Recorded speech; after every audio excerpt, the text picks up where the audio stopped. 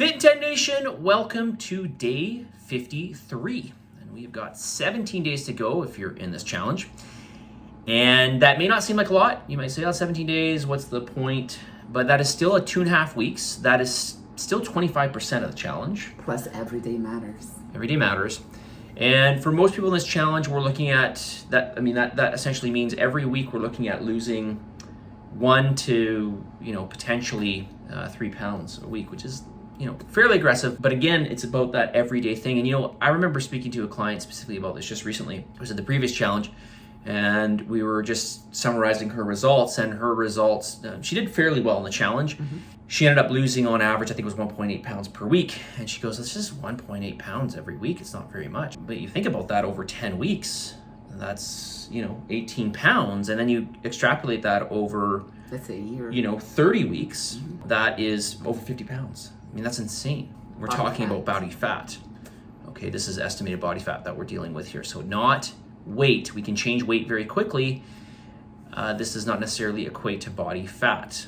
Point here, Martina, takeaway, a lot can happen every week, so take advantage of each and every day. I actually broke it down for a lot of people in terms of ounces of fat on average that they were losing per day. And then we made a visual of it in terms of butter. I usually use butter because people are familiar with butter. And it's like, it's something when you start looking at it that way. All right, what foods are we going to talk about today? Let's start with orange juice. All right, we're going to talk about orange juice. So these are foods that we see in people's journals that we critique. Now, if you're in this challenge, we're looking at your food journals on pretty much a daily basis, and we give you feedback based on your journals. Now, obviously, we're giving you some level of guidelines in terms of what to do and what to have, but which also means leeway. Leeway, yeah, of course. We want to give some flexibility. This is all part of learning the challenge. But we tend to still see things in the challenge in the food journals that are, maybe. Yes, Mark, what are they? Well, they're off limits, and sometimes it really, it aggravates me because I'm like, what, we told you can't have that. What so aggravates me is your lack of flexibility. Okay. Let's talk about orange juice. Let's talk about orange juice. It. Okay, yeah. It's essentially just very concentrated sugar, yeah. Well, so is that a bad thing? When you eat fruit, you're getting a lot of things like fiber, and you're not going to get that in a fruit juice. And okay. But it just say that you get your fiber on that day from other things. What about an orange juice and a salad? And a salad? Yeah. I'm just making this up. It's just to say that, I know that it's high in carbs, but it's natural. It comes from earth, and I know it doesn't have the fiber and it raises blood sugar. We agree with that, but it's not like the person went and just had an orange juice and it was like a snack or something like that. It's like on the side of an actual meal. So is that a good or a bad thing? If we're talking about weight loss here, or more specifically fat loss, but let's just use that synonymously here. Mm-hmm. If we're talking about weight loss, no, it's not a great thing because it's not satiating. It's very carbohydrate dense, and it's, especially if you're having it on its own, it's really going to shoot your blood sugar levels up. Mm-hmm. But she didn't. Okay, well, she didn't. Okay, so that's good. Yeah. It was more on the side of an actual breakfast with eggs and fat and vegetables. Yeah, as a carbohydrate source, no, it's a big no-no. So there's no way I'm going to see this. If you're an athlete and you're struggling for calories in your diet, or, you're I don't know, an off-season competitive bodybuilder, or maybe a strongman, or an athlete that's out in the field and is sprinting a lot. Yes, okay, this makes sense. Maybe the one caveat here where I would say it could apply to everybody at a certain point in their regime would be post-training. Mm-hmm. Okay, so that's the one time I will have simple sugars. Mm-hmm. So, but even then, I don't even have fruit juice. I'll have some fruit. What about baked tortilla chips? Well, I don't even really know why this is a topic because, this is kind of obvious.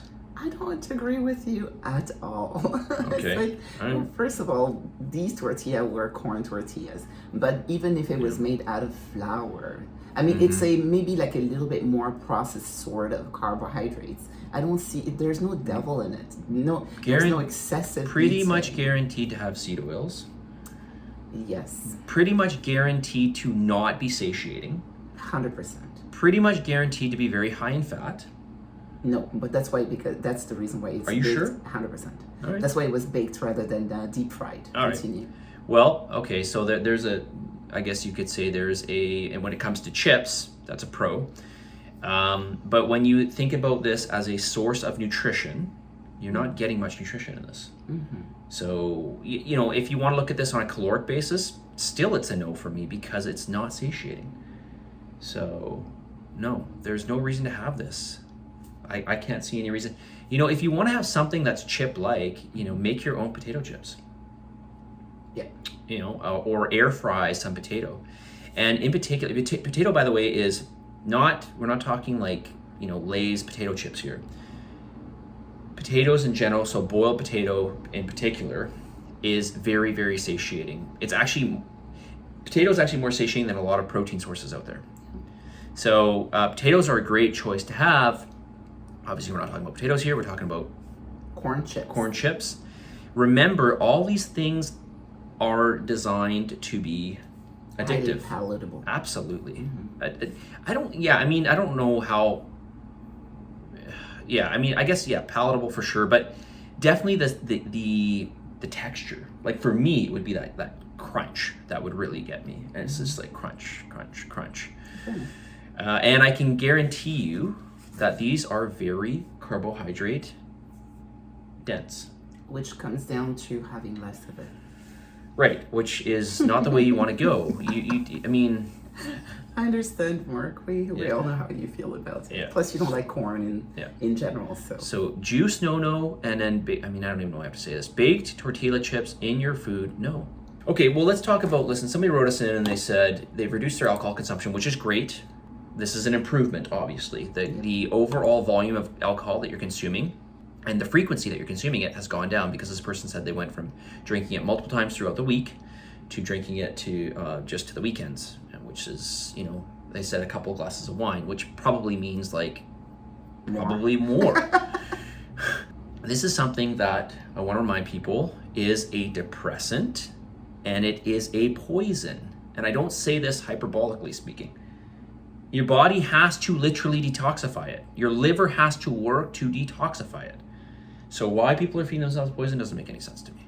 You know, like this is something where it should be just like knowing that alone should be cut off. But you know, there's a couple points I want to just remind people of because we have talked about this in the past, but maybe they haven't seen us or they don't know.